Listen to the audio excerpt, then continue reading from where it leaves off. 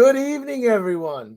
Guess what? It is our first ever Twilight episode of the Ari Superstars podcast. We are supposed to be rebranding this. Jason, I mean, dude, where's my new graphics, bro? I mean, come on. That's like the old graphics. That's like the OG. But anyway, listen, I'm not going to talk SHIT, but yes, I will because that's what I like to do. But anyway, I hope everyone's doing well out there. I hope you're doing something else other than watching my. No, I'm messing with you. I'm hoping you're tuning in. Tonight's going to be a great episode. I am bringing on, and it's funny, he is one of the OGs. He is one of my, I would say, go to friends, business partners, confidants. And I can't believe it's the first time I'm actually having him on the show. So this is definitely going to be the first of many. I am super, super stoked. I will talk about him soon. But I hope everyone's doing well tonight. If you are out there and you want to chime in and you got nothing to do, or you're hanging out or getting your drink on or puffing a puff or doing whatever you're doing tonight, give us a shout out there in Facebook land. We've got a really good show for you tonight. The goal of my platform, and just so you guys know, everyone knows, we are launching RE Superstars. It's been a bit, it's been a journey for me in kind of figuring out what I wanted to do with all this. I fell in love with podcasting. I feel like I'm a little bit of a natural fit for it. And it's something that I never knew I loved until I was like, you know what? Screw it. Let's go live. And one day I started doing it and I realized it's a really good way for me to communicate who I am as an individual and what I'm trying to do personally and professionally. And I'm super stoked about the RE Superstars platform.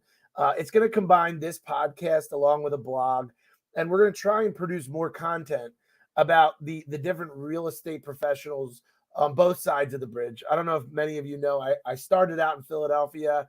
I moved to South Jersey. I now do business on both sides of the bridge. I actually love it all. I love the dynamic and really the differences. There's such different markets. There's such different architecture and different real estate. And and what's cool is Anthony, who I'm going to bring on, he does both sides of the bridge too. We're going to talk about all that stuff. Just a little, I should say, a little 1-2 punch or a little opinion by me. And like I always do with these openings, everyone out there who is in our business, I would say just hang tight. It is a crazy, crazy market right now. The rates are like a legit roller coaster. I've never seen so many prompts in one day's time. And I'm not even kidding you. Within an hour, the rates can go up and down by a quarter to a half a point. It's absolute insanity. And the crazier part is there's no ease in inventory. There's multiple bids on all these properties on top of the high interest rates. It's insanity. I keep telling everyone, I feel like my head's in a vice. But we will get through this, everybody. We will get through this. Rates will get to a normalcy, I would say. And I keep telling everyone, I think that normal level is going to be somewhere in the fives. I just think that's where it's going to be. I think that's where we're going to live for a long time. But I think things will come back to normal. People will buy and sell on the normal. You have to. Real estate is still the greatest builder of wealth, no matter what. And it's something you're going to have to do regardless. But hang in there, everybody. We're going to get through this. Oh, God. Crazy, crazy, crazy. It's Friday night. I feel like I forgot my bourbon. I didn't bring it with me. But I did rock my Gino's Cheesesteak t-shirt. And I'm not going to front, guys. It's not my go-to steak. It really isn't. I've gotten a lot better steaks. Sorry, Gino. I know you're not watching the show, so I figured I could say that anyway. It is not. And maybe I'll see what Anthony has to say about his go-to steak. So I'll leave that for the show. It is my honor. It is my privilege to introduce one of my best friends. He and I become so close. I swear to God, we celebrate every closing together. I absolutely love. Yes, John. John, it is Twilight. This is my first ever Twilight. You have to let me know how it goes. I might do this again, but Jason said I can't do it on Friday nights. But anyway, back to Anthony. I am so psyched to have him on the show. This guy has become like a brother to me. But more importantly, I've seen him rise in this business. He is so good at what he does. He literally is so friendly and everyone loves him, but he is a master negotiator. He knows the market so well. And he knows real estate really, really well. He does real estate on both sides of the bridge. He is an absolute killer. And I'll tell you, he's my big teddy bear. with all due respect, I absolutely love this guy. Without further ado, Anthony Castaneda of Keller Williams, Philadelphia. What's up, my brother? What's up, Chad? Thank you very much. I hope I can live up to that intro. Listen, I try. I feel like the intro is everything. So I appreciate it. I appreciate it. Dude, I cannot believe you are my OG. Like, I think back to how I got started. And you know what, man? It's important because everyone's got to give you an opportunity. It's hard. Yeah. Like, it's hard. You knock on doors and you have to prove yourself. You gave me that opportunity. And you know what? I want to publicly thank you for that. I really no need to thank me. Yeah. I'm so glad that our paths crossed. You meet a lot of people in this business that don't necessarily have the goods, and I knew from the moment we met that you did have the goods indeed. So it's been a pleasure working alongside you. We've closed a lot of deals together, and there's many more to come. Yeah, man, it's amazing. Like, I really feel like you and I have. It's been insane. Yeah. But we somehow find a way to close, dude. We always find a way. I don't know why. Me and you always have these like rough deals, or buyer loses a job or something crazy happens, and I'm like, Chad, make it happen, make it happen. You do. Well, I want to dig deep into you, man. I think you're extremely successful at what you do. I feel like you're one of those, like, you're like the hidden gem. Like, people don't know that much about you, but you're out there absolutely slaying it. And you hit double digits, millions year after year after year. And I want to find out why. I will say that out of people that I meet in real estate, there are professionals in the sales industry, and then there are just people that are doing it. You're a consummate professional. And I want to try and break that down a little bit, because I'd imagine you have some sort of strategy. I would think then how you approach that. Yeah, it's hard to say. I mean, I just don't think it's really about selling real estate. What up, Bruno? Sorry, I'm gonna bomb us through the whole. No worries. Yeah, I look at myself more as a client representative than I do as a seller. So the transaction is going to happen. The buyer or seller basically needs someone to navigate them through rocky waters. Let's be honest.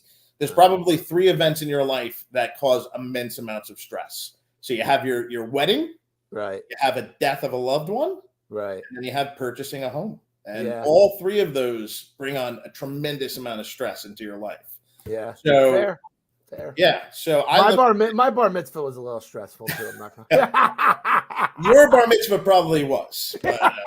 So yeah, I look at it as being a good representative, being a good fiduciary to my clients. Yeah, and I'm gonna get it. We're gonna dig deep into that, because I know you're like me. You're consistently looking for fuel. You're a driven person. You build off of mindset and positivity, but you're always learning the sales approach, and you're trying to improve yourself, which I think is important. I mean, complacency is the death of the most driven people. It really is. Absolutely. And so we're gonna get into that. So let's start from the beginning. You are a New Yorker, right? I am a native New Yorker. I hate to admit it on this Philadelphia-centric podcast of yours, but I am a Giants fan. I'm a Yankees fan. Right. That's all right. It's tough sledding in this town, but I've come to. I am a Sixers fan, so I'll say that I am a Sixers fan. Yeah, we'll give you that. I appreciate that in there. But yeah, I'm a native New Yorker from Brooklyn, New York. I grew up there. My parents grew up there. My grandparents grew up there. So I have pretty deep roots in Brooklyn. Came here when I was 23 years old. You don't have the accent, interestingly enough. I don't have the accent? I don't know. Like, it's funny. I don't really think about it much because you and I talk so much. Maybe I've gotten used to it. Are there like do chocolate for me? I'll do one better. How about water? Yeah. I say water. No, but what about let me hear your chocolate. Chocolate. No, you don't really I don't know, dude. No. What else? I got to think of another word that'd be strong. But anyway, I digress. Brooklyn. Okay. So I've been to Brooklyn a couple times, and you really saw a massive change there, right? Did you witness that yourself? I mean, 100%. Real estate wise, but like the commercialization, the entire change in the like, I mean, Brooklyn became hot, dude. There was a time where if you worked in the city, and truth be told, it even occurred when I did. So when I graduated college, I went to Seton Hall University in North Jersey. So right across the bridge, I was doing internships. I was commuting from North Jersey from college to jobs. And they'd be like, I can't afford anything. I'm going to have to go to Brooklyn. Or, I'm forced to go to Brooklyn. I don't have any money, Yeah. And, slowly, over the course of me starting college to the time that I kind of was a working professional in the city, people were saying, oh, wow, Brooklyn's getting expensive. Brooklyn's getting expensive. To the point where Brooklyn prices really don't differentiate that much from Manhattan prices. It's crazy, dude. Yeah. It's and you know something else? I think some of the stuff there is better looking. Like the old school architecture, those brownstones, they're gorgeous, man. Yeah. A lot of it had to do with big commercial developers in Manhattan saying, you know what, there's limited real estate to develop in Manhattan. Let's find somewhere new to go. And you saw Queens blow up, and you saw Brooklyn really blow up. So I would say Brooklyn, number one, downtown, Williamsburg area, Dumbo, those neighborhoods all of a sudden had the hippest bars, the best restaurants, got a basketball team down there. Everything changed. Yeah. Yeah. So that happened. I mean, for lack of a better term, I don't know we wouldn't say it rivals Manhattan, but it became a legit city. Yeah, I mean, it was a legit city. So for those that aren't in the know, Brooklyn and you know what? Do me a favor. I am not in the know at all, right? So this is let me give you my naivete. I grew up going to New York. We go to see shows, and all I really knew was Manhattan. And people would mention Bronx, and people would mention Brooklyn, but I didn't understand it. Give me the rundown of the land. How does it all work? So Brooklyn, it's funny. I feel like there's a lot of similarities between Brooklyn and Philadelphia. There's people that have joked around, and there's even T-shirts that'll say Philadelphia, the sixth borough, of New York, which I don't think Philly fans love, but that's funny. That's actually funny. It's relatively accurate. So Brooklyn has a Philly feel to it. So it's like a series of neighborhoods. You don't necessarily have the same, aside from downtown Brooklyn. You don't have high rises everywhere. You have 3, 4, 5-story buildings, but you don't necessarily have 40, 50, 60, story buildings throughout most of Brooklyn. Downtown, which is just over the Brooklyn Bridge to Manhattan, you do have that type of development, but it's limited. It's I would say it's like, a Camden skyline. It's minimal in relation to Manhattan, of course. So I would say that Brooklyn was always a big city. It was always a place where, art enthusiasts and, the hip culture kind of wanted to be, but it was not Manhattan. Now the lines between those two places have blurred. So I would argue that, a successful broker on Wall Street is just as likely to live in downtown Brooklyn or anywhere in Brooklyn for that matter, as they are to live in a high rise in Manhattan. So what's the commute? What's the commute? Is it like how long does it take to get into Manhattan? My commute, because I'm from Bay Ridge, Brooklyn, which is basically the Verrazano Bridge. The Verrazano Bridge, on a good day, I could do about an hour. On a bad day, I was looking at like an hour and 45. A lot of traffic. We're talking about a lot of traffic. Wow. So I was dropping some days 4 hours in commuting times round trip to my job. So it was pretty rough. What were you rocking on those days? Howard Stern? Were you Howard Stern guy? So on the subway, you lose your signal under those tunnels. So you don't really have a signal. But I was reading 3 newspapers a day. And usually I had a book with me as well. You're a reader. Oh, yeah. Interesting. Yeah. We'll get into that. All right. I'm peeling back the onion, bro. I'm peeling back the onion. So it'll make you cry. Yeah. So let's go back. Like talk about. So give me the family. Like you grew up in Brooklyn. What mom and dad do? How many siblings? Like were you like true? So like I'm thinking of like it's fun. This is again. I'm gonna give you stereotypes. Don't bust my chops. I think of like Yonkers when I think of Brooklyn. Like were you like? Did you play in like street ball? Like were you old school? was it like the South Philly version of the New York? You know what I mean? Like that kind of thing. Yeah. To answer that, we played stickball. Stickball was very popular. Yeah. I played Little League Baseball, but all the kids would also play street stickball. That's awesome.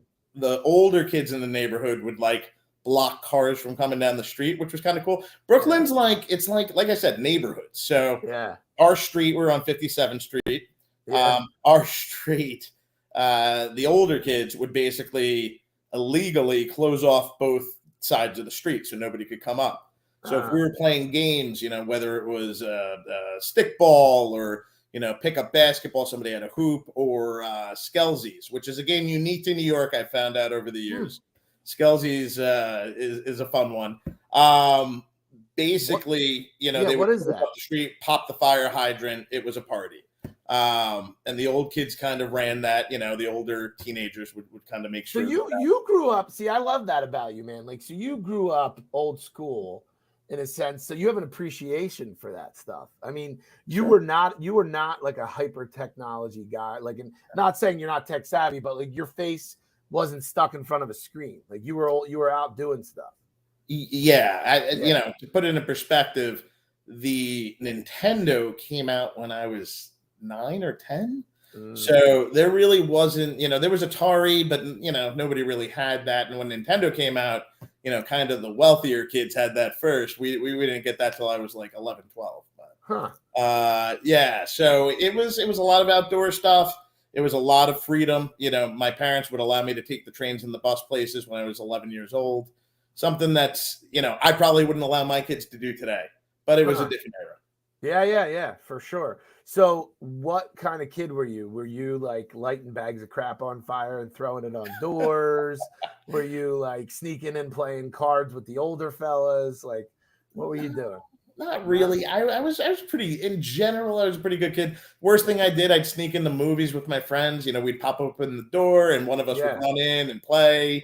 We stupid stuff like that, but nothing too bad. Crazy. We were really into that era. Believe it or not, we were really into baseball cards. We would buy boxes, and then all the cards that were valuable at the time. So like if you had a Canseco, a Bobby Bonilla, Barry Bonds, whatever, there was a place around the corner you could go sell those cards to the card dealer. And he'd give you like $10-$20 for, whatever the card he was looking for. So we would take that money, we'd go to the movies, we'd play video games, Street Fighter 2, we'd eat pizza, Mortal Kombat. Yeah, it was a good time. That's awesome, dude. That's great. And what about high school? What was high school like for you? What were you? High popular? school was fun. Were you a leader? Were you an athlete? What were you? No, I wrestled my freshman year, and then after freshman year, that was over. So I kind of discovered girls. I started smoking a little pot, all the teenage things that teenagers do. And then, I started trying to get a little bit more serious about my studies. So it was important to my family that I went to college. So I kind of hunkered down and got myself into university. So was that something less common in your family, or was college like the higher education, the college? What was that? I'm the first of my family to graduate college. Really? Yeah. Wow. So it was important. It was important. Where did that come from? What age were you when that light bulb hit? 15, 16, probably. That's young, man. That's real young. Yeah.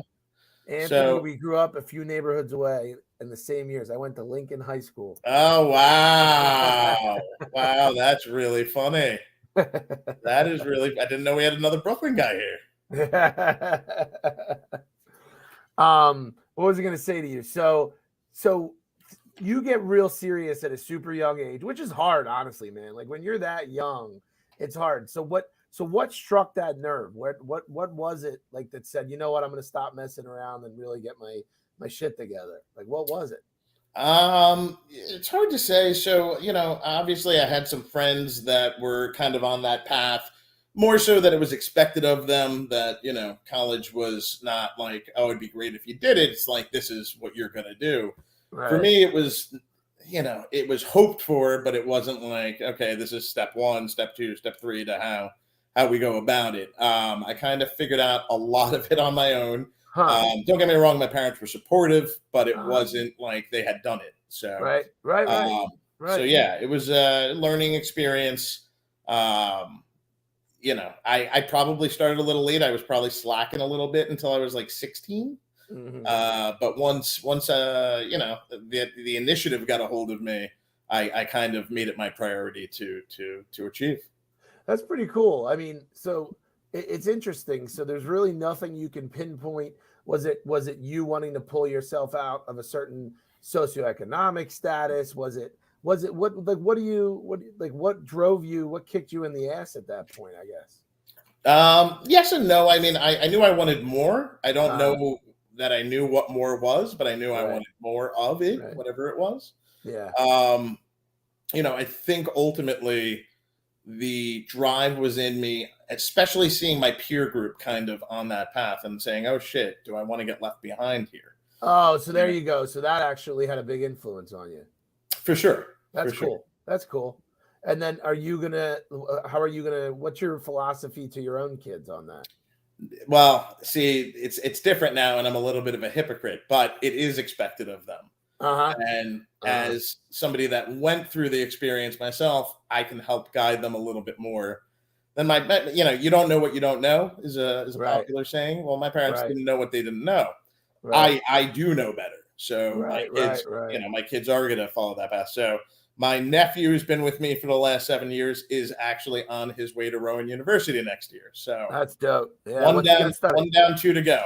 What's he going to study? What's he going to go? What do they call it? They don't call it business there. They call it. I don't remember what Rowan calls it, but it's basically business. I expect him to change his major 3 or 4 times between now and graduation. Especially when he sees girls on campus, right? Yeah, for sure. Oh man, I'll tell you, the Americans do it wrong another year. Yeah. He has a friend taking a gap year, and he was like, "Oh, what's that? What's that about?" I'm like, "Don't worry about that." That's when you really become a man. All right, so you do that. You get into Seton Hall, which is a really good school, and you get there. So where's your mindset in college? Did you balance partying and studying? Were you super, super focused? Where were you at in college? I was definitely a social butterfly. I flew between multiple, groups. I hung out with some fraternity kids. I never pitched, I never pledged a fraternity. But I did have friends there. I had friends that were in athletics. My friend was the captain of the wrestling team. It was a great, well-rounded experience. And, the great thing about being, it's funny, Seton Hall is called a New York City school, even though it's outside of the city. The great thing about being at one of those schools is the opportunities that it affords you, like outside of the classroom. So I had some amazing internships. I had some amazing experiences, working in New York City at 1920 that, were really exciting. Things that I enjoyed, mostly in the field of advertising and marketing. But I really, had a great time. At the same time, being in New York, which is kind of the mecca of boxing, I became a boxing writer. They were letting me write boxing articles for a website and magazine when I was 19 years old, which they probably shouldn't have done, but they did, and it was a lot. That's pretty cool. So I'm gonna actually attack both of those topics. So talk to me about the boxing thing. What hooked you on it? And give us some notable. Who have you interviewed? Who have you? That's a great one. I could give you a fun list. So I got into boxing when I was a teenager. My dad was into boxing. I was into boxing. So I did a little bit of training in boxing. I had friends that were at pretty high levels, like fighting Golden Gloves in New York. Wow. Yeah, pretty high levels of amateur boxing. So would go down to Gleason's gym, which is a world-renowned gym. I was just a big fan. It was the beginning of the internet era. I don't know that a lot of our listeners kind of remember that time so well, but it's that dial-up modem, the crazy sounds. Yeah, you got mail. It would take you like 20 minutes to load a web page. Yeah, that's crazy. But so I wrote for a website called House of Boxing, later became Fight News, and magazine as well. And they would basically send me on assignments. So I would interview boxers around the city who were going into big fights, So they'd be like, okay, we can't pay you, but they're serving lunch, or we can't pay you, but there's an open bar. So I was basically writing for my meal, literally. That's pretty cool. And then, so any noteworthy people we might know? Yeah, for sure. Evander Holyfield, Riddick Bowe. Got to meet Mike Tyson, didn't interview him. Yeah. David Chua, Oscar De La Hoya. Wow. I'm trying to think. Yeah, there's some big names in there. What up, Chad? And then it was the very beginning of mixed martial arts. So the UFC had not been bought by its current or previous owner, Zuffa. So UFC was still kind of like, what is this thing? New, not really a sport yet. And I got to do some cool interviews there too. Tito Ortiz, Chuck Liddell. Those wow, dude, you've interviewed the creme de la creme of the time, of the era, for sure. Well, in general, I mean, I shouldn't. You know what? I shouldn't say that.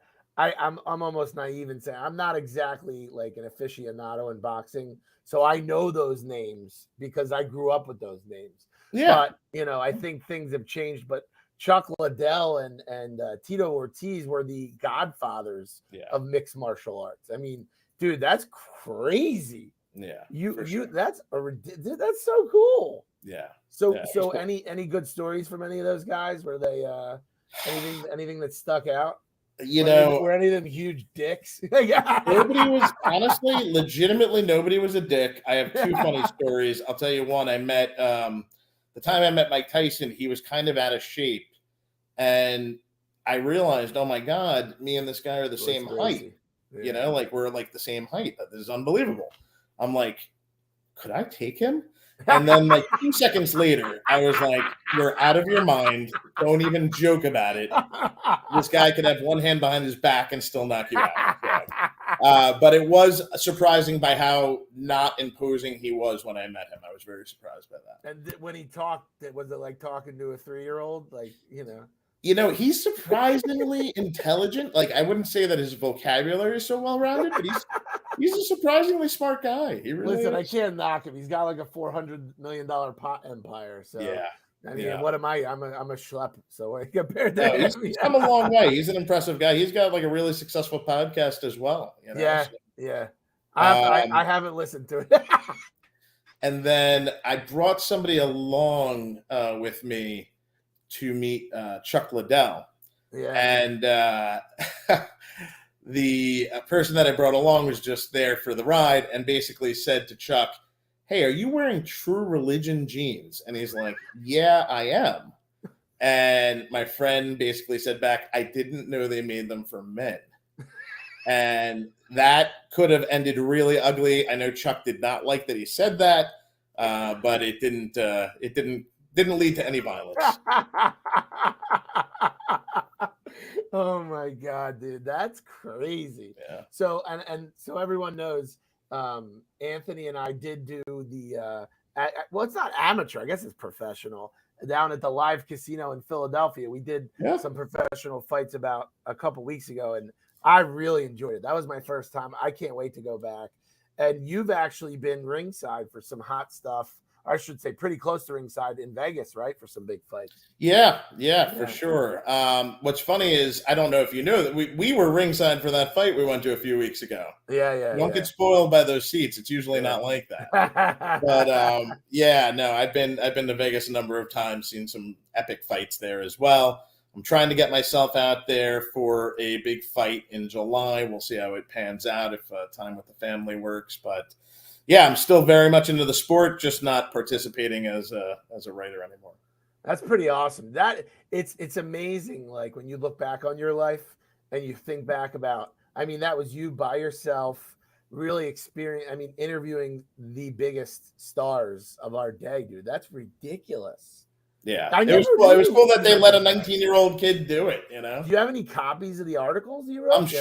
Plenty. Every email, I always emailed my articles in. So I do. Dude, that is so cool. I could literally, I mean, that's freaking awesome. Anyway, so all right, post college, all right, take me there. So you talked about marketing and advertising.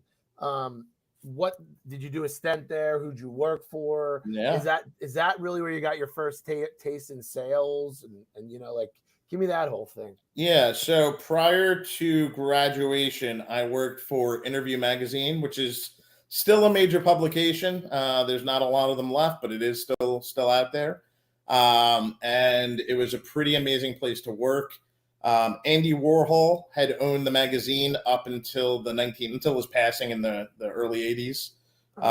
He sold it to another company. I believe it was Brant Publications at that time. So I worked in the iteration post Andy Warhol, and it was it was kind of a gopher job. I was in the sales department, ad sales. I would do, things that were kind of, just grabbing coffee for the team and making sure everybody had pens and paper, stupid things like that.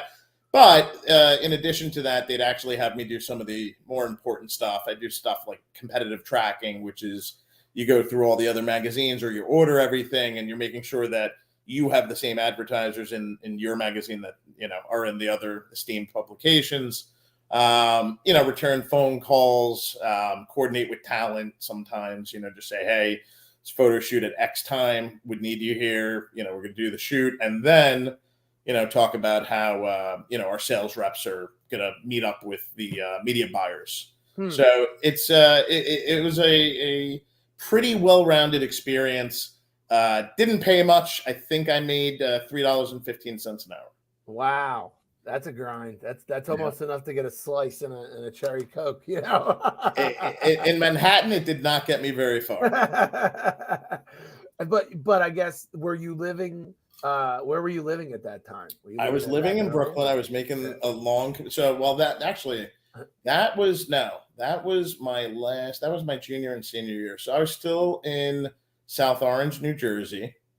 And then when I graduated, basically when I leave that job, I graduate, I go and live with my family. My family owned a 3-unit apartment building in Brooklyn. So I rented the studio unit in that building. All right. And then, so when you graduate, you stay in ad sales for a while? I did. Yeah. So I worked for a company called Clear Channel Communications. Sure. They owned a bunch of TV and radio stations. If you ever driving on the highway and you look up at the signs, one of them's bound to say Clear Channel. Yeah. So I worked there. I worked as a sales assistant. Eventually went into their sales training program and became an account executive. So, and let's not minimize that, dude. You tore that shit up. I know you're sitting there all cool, calm, and collective, but you're a true, tried and true salesman. So I want to pick that apart. You probably won some awards. You probably went high up or something. I know that about you. You're holding back on me, bro. No, not really. Not at that age. I was one of the youngest graduates, is what I'll say. I was one of the youngest graduates. So what do you, for someone that's literally a trained professional salesperson, because I'm not. I kind of came into it and I love it. I absolutely dig it. I think sales makes the world go round. If you want my honest opinion, it's sales is what drives everything. And I dig it. I just dig it. And I look at it as a true profession. Not everyone does. It is. And it's a craft and it's something you have to hone and love and live and breathe. And it's what makes you good at it. But, as someone who at that age learned the true profession of sales, give me some nuggets, dude. Like, what did you get from those experiences? So I'll say this about my early sales experience, and it's carried me to the point that I'm at today. So sales has been and always will be a relationship business. And to that point, you need to understand your consumer. You need to understand their needs, their wants, their fears. You need to help them navigate exactly what they're looking for. And in turn, you'll be rewarded with better sales numbers because you're hearing them better. So if I can hear somebody and really listen to what they're saying and understand kind of what they want to avoid, and not just say, okay, well, I have this, so I'm going to make this fit for you, but rather, well, this isn't a fit for them because X. They don't want, to feel X. Let me find them exactly what they're looking for. So it's a pairing. And then in that job and in the job that I work today, if you do a good job of pairing somebody up with exactly what they want and you're making them feel heard and listened to and fulfilled in the transaction, they're going to come back to you. Mm-hmm. And I think part of the negative, thing I'll say about real estate is a lot of agents are kind of like one and done, like, oh, I got that sale, it's over. And I would very much disagree with that. I would say that's the beginning of a relationship, not the end. Interesting. I dig that. And what about like knowing how to get people to listen to you? So it's like, how do you not come off as too salesy? Like you got something you want to sell, right? And you're hungry to sell it. Like it's like burning a hole in your hand. But how do you get it in front of them? Like what was your, what was your shtick? Like what, and I'm not talking about real estate because it's different. Back then, when you're trying to sell an ad to someone, how do you open the door to get them to listen? So the interesting thing is, like, we're all selling widgets, right? And I'm just using this as an analogy. Yeah. And Chad has his widgets. I have my widgets. Joe has his widgets. Let's hang out. Let's go out for a drink. Let's go out for a meal. Let's figure out what you're looking for in a widget. And ultimately, I know you have the same widget, and I know that undercutting your price isn't going to serve me or my bosses any good. So what would make you want to buy my widget at the same price, or maybe for more than Chad's widget? And ultimately, I think that the relationship is really the ultimate be all end all to that. So if I know, okay, you didn't feel heard in that relationship, or you didn't feel like, your needs were being met, I'm absolutely going to tune into that, be sensitive, and make sure that, I don't make those previous mistakes that I heard. And at the same time, make sure that you get exactly what you think that you were purchasing, when you buy my widget. So in essence, you're not focused necessarily on the transaction itself. You're really more or less sitting there and saying, how can we develop a relationship so that I can at least listen to where your need is and solve that with what I've got, as opposed to, hey man, buy this shit. Yeah. Absolutely. No, absolutely. Listen, I can tell you one thing. If you try to force a round peg into a square hole, you might actually get it, but you'll never be able to get it again. You'll never pull it out. It just won't work. So, it's better to make a natural fit occur than to try to force something. And I still believe that to this day. All right. So that's part one over with. And I loved it, by the way. This is why I do this, man. I dig learning about that stuff. So let's get into the nitty gritty here. All right. How the hell did you get into real estate, brah? It's a great question. So I come to Philadelphia. I make the long 90-mile journey down I-95. And I come to Philadelphia at the end of 2003. So in December of 2003. And my first apartment was in the art museum area. I really didn't know anything about Philadelphia. I had some friends that had moved here post-college, and it seemed like they were living very comfortably, not for a lot of money, making, a small, making a dollar stretch a lot further than I could have in New York.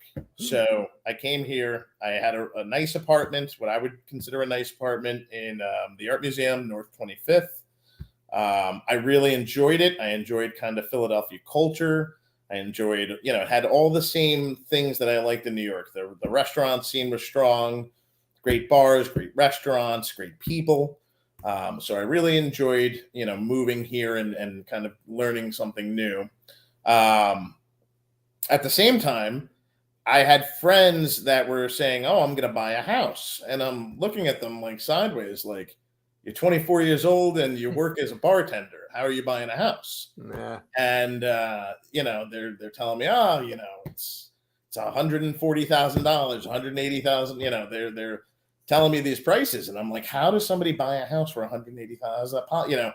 Where I'm from, you couldn't buy anything under $700,000, $800,000. Even at that time. Now I would say 1.1, 1.2. Yeah. But I was very surprised to hear that it was possible. And as I investigate, I start doing the math and realize, oh, I can save money by buying a house as opposed to continuing to rent. Huh. So I don't renew my lease. I let the lease expire, and I jump into purchasing my first home myself just before I turned 25. Damn. As I turned 25. You were young, man. Yeah. And Yeah. what gig were you doing when you first got here? Also sales? I was doing sales as well. Okay. Yeah, media sales as well. Yeah. Yeah. So I found a place in Queen Village, Trinity. Unique little home to Philadelphia. Trinities don't really exist outside of Philadelphia, to my knowledge. So definitely not New York. And found a cool place in a great neighborhood that I liked hanging out in, and I jumped at it. I bought it. It was listed for sale by owner. So believe it or not, there wasn't a realtor in the transaction. In retrospect, I wish there was, because I kind of didn't know what I didn't know.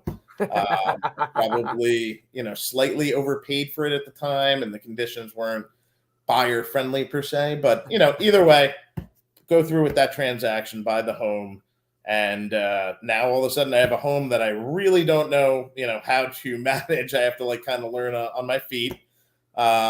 But I'm very excited for the future. I own something. My family's blown away that I own something in Philadelphia.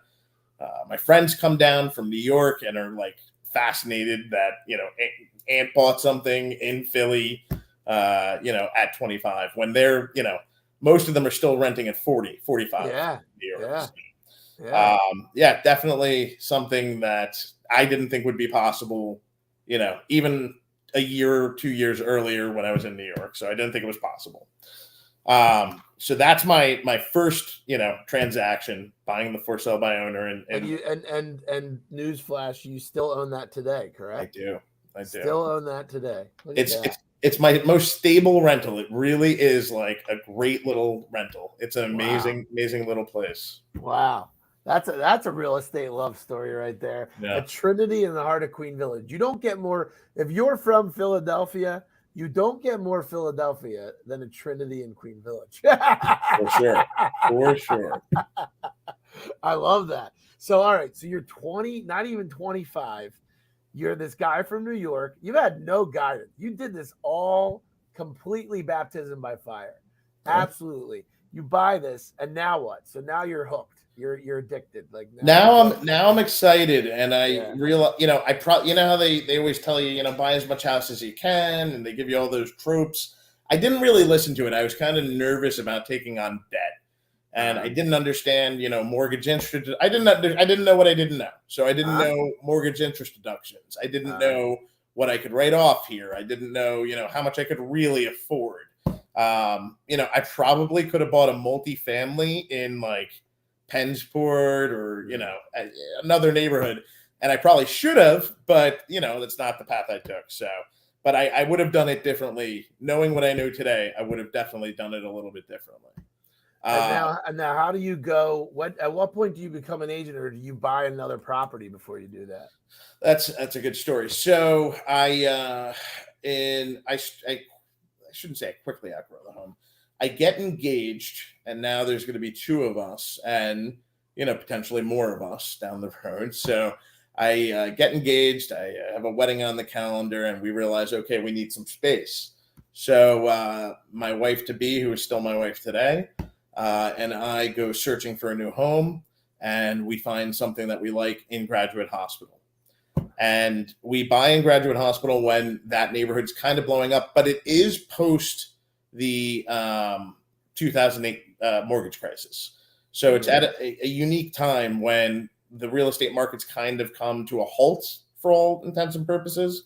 It's early 2009 that we make the purchase. We kind of got in at good time, that property probably would have sold for a lot more a year or 2 years later, but we got in at the right time. We were able to buy it, and we had a great big 3-story home in Graduate Hospital. That's awesome. Yeah. Okay. So you have property number 2. Yeah. So then get me into your head. You know what? I want to become an agent. And then why do you see this is a very common thing.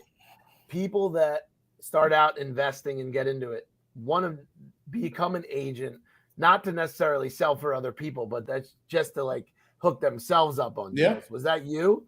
More or On a less, yeah. self-management I thing? didn't Yeah. love the agent that we had for the graduate hospital purchase. I'm not going to name drop, but I was underwhelmed by what he had to offer. And I said, you know what? I bet there's a better way to do this. So, how hard is it to get your license? I knew at that time that, we had that property. We kept we kept the graduate hospital property. We kept the Bella Vista property, and we started renting the Bella Vista property. So I knew at that point, okay, I made the Bella Vista property work. Let me buy another property similar to the Bella Vista property, just as, passive income. And at that point, I was saying to myself, I was underwhelmed with the last agent I had. How hard could it be to do this on my own? So I started inquiring. I signed up for classes like a year or two later. I didn't get my license right away. I think I took the courses about a year and a half before I got licensed fully. So I take the courses and I basically pass. I decide to hang my license at KW Philadelphia, which is where I'm still at today. And I decide to go full haul on it. I'm going to buy 2 properties a year, every year on my own, find myself the best deals. And that's kind of what I did. So I was buying 2 properties a year from 2012 on. And then some years I bought more than 2, but the goal was at least 2 properties a year. So the guy from Brooklyn, the first to graduate college, no mentorship, no guidance, starts buying up properties. You don't have to tell us an exact number, but how many do you have today? 42 doors as of this moment. 42. And are you still managing them all yourself? Please say no.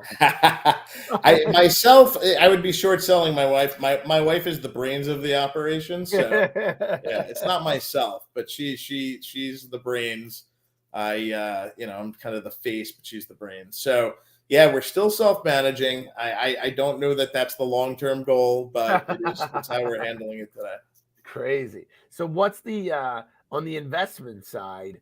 What's the game there for you? Are you sky's the limit? Like where's your head at on that? Today, what's funny? Like I'll tell you, like I would ask myself, okay, today, like right now in this, you mentioned at the top of the show, you were talking about how you wake up, interest rates here, you look at lunchtime interest rates here, dinner time interest rates back down, Yeah. So we're in this like really uncertain time right now. And what I would say to that is when I started buying, I was paying 7.5%, and that was the rate environment that I was purchasing homes when I started my investments.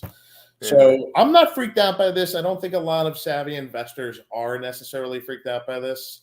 My mentors, in this business who are also investors, I know that they're looking for buying opportunities. There's a few folks that'll tell you the best advice is buy when people are selling and sell when people are buying. So like Warren Buffett made that quote famous. And I do believe that is a very apt quote. So right now, people are a little fearful. There's a low inventory. But if something comes on the market and the math makes sense to me, I'm jumping. I'm jumping at it. Yeah. Interesting. So the one thing I love about you is you don't just talk the talk, you walk the walk. And I think I provide some value to you as a lender, but financing really well, really, really well. And part of the key getting to so many doors is to understand how to do the financing. It's a very strategic, systematic. It's not easy. You can't just turn it on. That's something you had to learn. And Sure. I give you props for that. It's not easy, dude. To get the 42 doors, that's not easy. No, I mean, listen, I've called you on some deals and picked your brain like, hey, Chad, do you think this would be, and honestly, you need a good lending partner. Like you have to have that. If you don't have that piece of the equation, your team's not complete. Yeah. So I'm going to get we're going to get into the investor side. You are 100% an investor's agent. So that is one aspect of your business. And I would tell anyone out there, no matter what side of the bridge, if you're interested in investments, and it's something that I feel like everyone always boasts about listings and first time home buyers and blah, blah, blah, blah, blah. And I think mainly it's because a lot of these agents, and I'm not trying to offend people, they're just not investors. They're not investors. It's a different type of brain. It really is. And you are one of the few that have both sides of that. You're a really good, retail agent, for lack of a better term, in terms of helping people buy and sell their primary homes and secondary homes, but you're a legit real estate investor. And that's a massive, massive advantage. And you've owned in nice neighborhoods and not so nice neighborhoods. So you really understand single family, multifamily, shitty, no, not good, bad, the whole thing. And having that level of experience behind you as an agent is extremely valuable, extremely, extremely valuable. So I will tell anyone, if you ever have an interest in investing in general and just want to have a conversation, Anthony is worth a call, hands down, hands down. So let's talk about the second part of your business. And we might have to do another show just on the investment. I knew this was going to happen, by the way.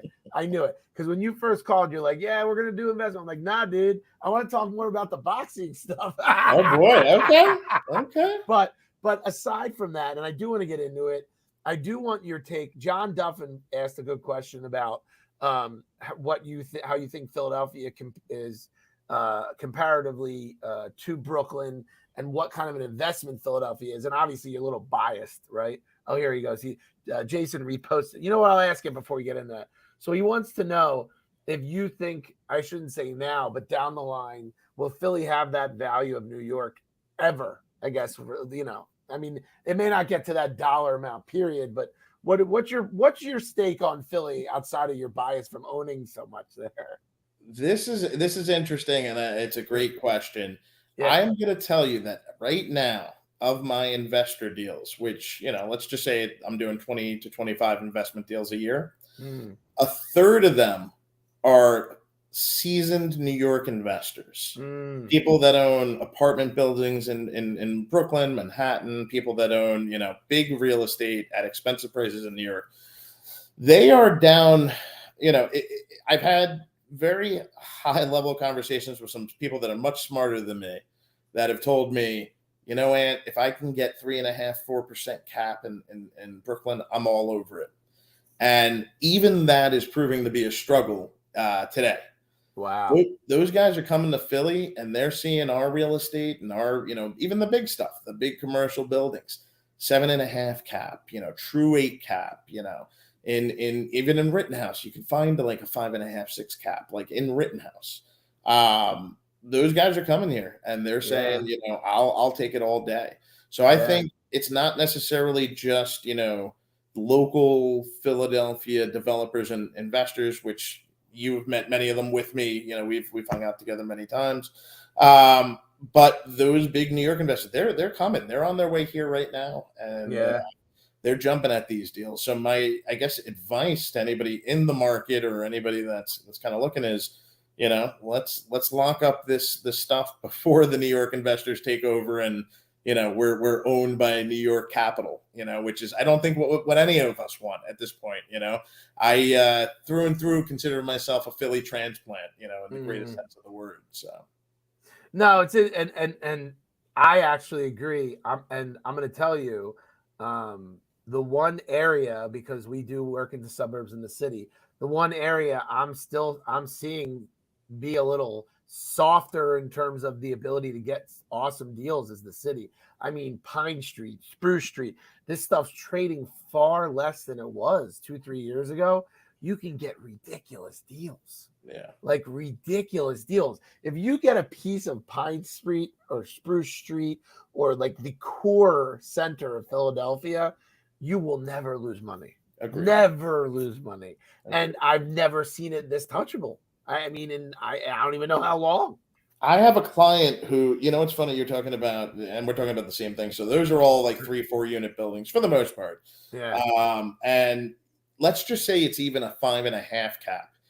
it will lease every time the month somebody leaves. You're never like on the market 60, 90 days. So there's somebody there.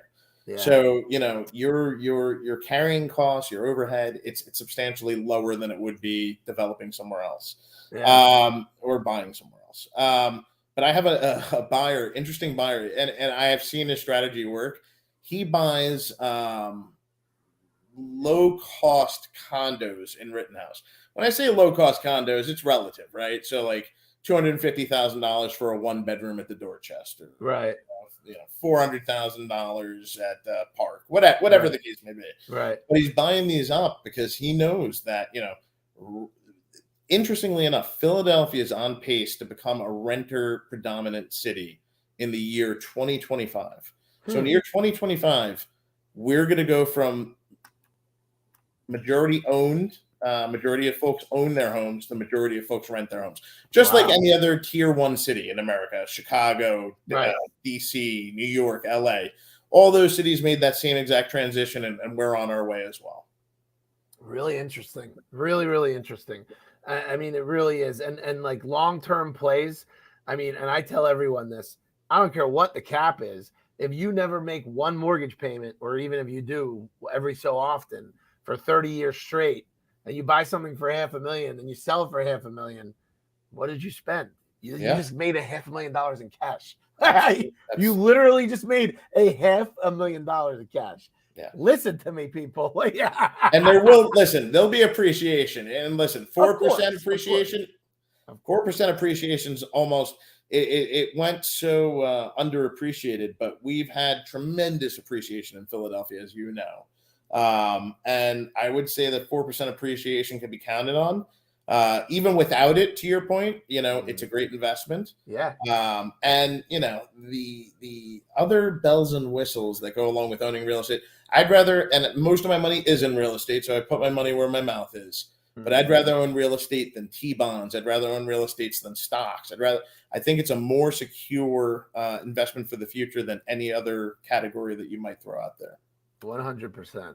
Are you going to put poor Julian out to manage those 42 doors one day, bro? If he's up for it, I make no BS. I was renovating a property that I own, and I had him painting. I had him changing a lot. Look at that. He's going to learn. He's going to learn. All right.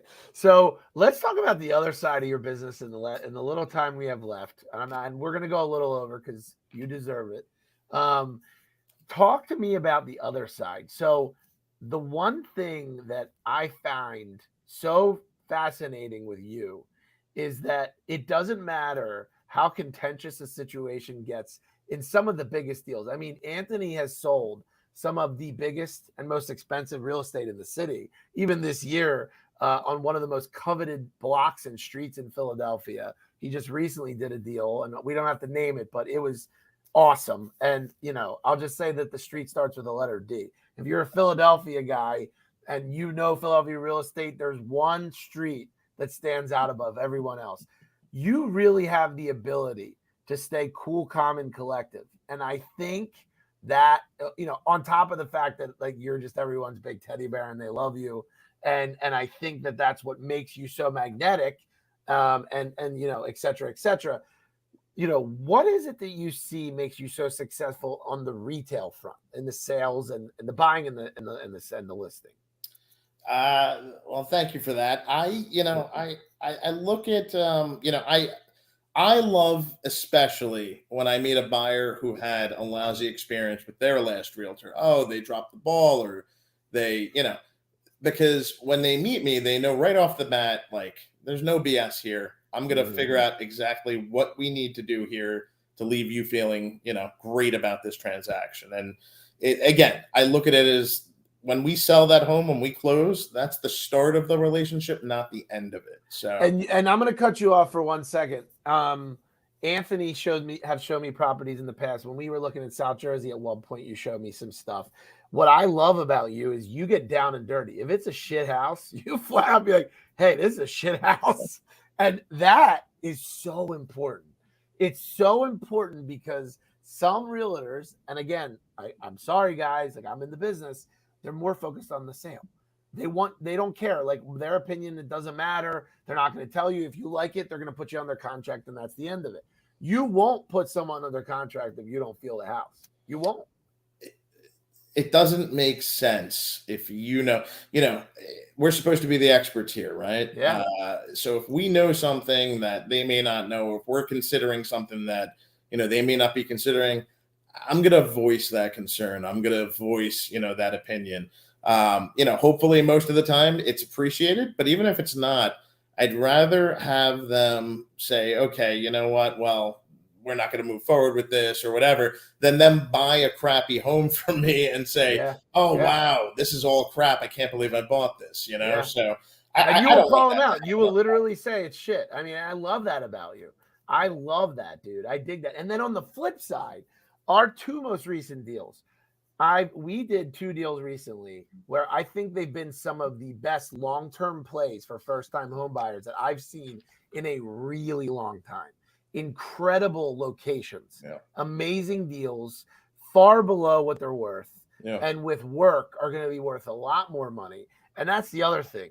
You have the ability, and this is something we don't talk about enough, and real estate agents don't boast because they're just not you, dude. I'm going to be honest. If you want to learn how to make your first home, your first stepping stone in your portfolio, and your first piece of wealth in the real estate space, that's your guy.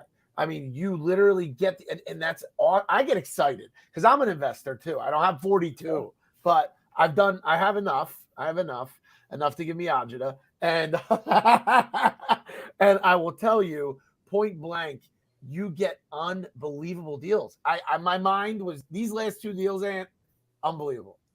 If we can't see value or determine value at this stage of our careers, then we're in the wrong business. So that's I think where I excel, and that's why so many of my investor clients come back to me over and over again. I find value. I can point it out to my clients, help them understand why there's value there.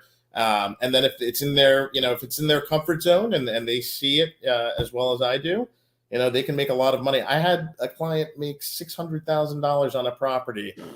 They bought a really gigantic house in Graduate Hospital in 2016 or 17, and they just sold it for over $1 million. Wow. Yeah. That's crazy, dude. Yeah.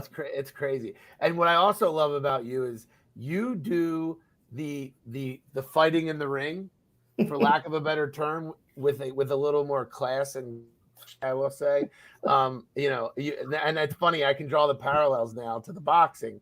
You ain't afraid to get into the negotiating ring, brother. No, for sure. At the end of the day, we all want to deal in good faith with each other, but sometimes you have an agent that Sometimes you gotta slap a bitch. Listen, it's my show. I can serve everyone. Inside joke, yeah. Oh man! All right, so before we wrap this up, dude, I had a blast. So much fun, and I hope people got a glimpse and a taste of, dude. I mean, our love for each other is tangible. I love this guy. I love working with you. We've both grown so much. I think we do amazing things for people. I think that's the one thing that I love the most about you and I is that we help people genuinely. We help people, and I love that. Talk to me about your next chapter. I know it's an exciting one. Where are we going, man? Like, where are we going? Where we're, it's so funny. Like, so where we are today, we're in chaos. Yeah. 5 years from now, I think that I personally, it's a personal goal, my commitment, my intention. I want to own 100 doors. So that's my personal goal. I want to personally own 100 doors. I also want to sell at minimum 500 homes between now and the next, 60 months. 60 months. Yeah, 60 months. So that's my intention. That's my goal.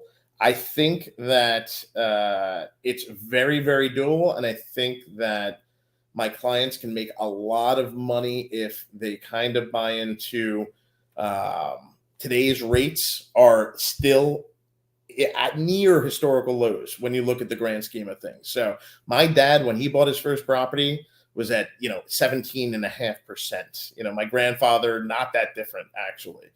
He told me, Ant, they're not building any more real estate, so buy it up. And I've taken that advice. So 5 years, I want to sell, 500 homes. And 20 years from now, where I'm really going ultimately, I want to be that old man telling my grandkids, hey, buy all the real estate you can because they're not making any more of it. I dig it. So real quick too, phillieshomesearch.com. That's been your brand for a while now, right? Yeah. And when people go on there, what can they expect to see? Do they can get a good glimpse of listings and a lot of things going on in Philadelphia? Yeah. So it's all the bells and whistles that you would expect to see on like a Zillow or a Trulia, but it's very, very regionalized to Philadelphia and South Jersey. Very cool. If you are in this vicinity, it's going to be more tailored to your needs, Philadelphia, South Jersey. The blogs are really good and helpful. So we have some great writers that contribute to those. If you're looking in Manayunk or if you're looking in Bella Vista, with Graduate Hospital, some great articles and resources for all those neighborhoods. And if you find something that you like, that's a listing of mine, give me a call. That's awesome. And the one other thing I will tell you is not only does he know Philadelphia real estate, and I should say, I always say, I don't say enough about South Jersey. We both live in South Jersey now. Yeah. So we're Philadelphia guys. Like we know the city really, really well. And we know the real estate really well, but we live in South Jersey. So guess what? We can kill that too. You guys want to dip your toes into that crazy ass market? We can talk about absolutely. That market is crazy, dude. Hopefully we'll have a big announcement next show about that. So yeah. And also we can maybe get into Philadelphia food next time, bro. I want to get drinking around. I'm an expert on that for sure. And listen, with that, I will say, Anthony, I have popped your RE Superstars podcast cherry, my friend. I thank you so much, as always. You are an amazing friend, an amazing realtor. Reach out, people. You need to run, not walk, if you want to start building that portfolio. And you will be seeing me more frequently, guys. Jason has me committed to a workout routine. I need to get back on the horn. You will be seeing a weekly podcast from me, and they might be at night. I'm not going to lie. I kind of dig this, Jason. This is kind of dig this. Yeah, it was great. And what else you want to say? Give me some parting word for the people, my brother. Just thank you, Chad, for your friendship. Thank you for your partnership. It's an amazing find. It's funny. I think we only know each other 6 years, but in those 6 years, I think we've become very, very close. And man. I really do value you and your family. And I want to do another 20 years of this. My man, pots and pans. Well, listen, guys, you need to hit us up if you want to get in the game. And with that, I will wish you all a good weekend. Thank you for watching the RE Superstars podcast. More hot stuff coming to you soon. Peace.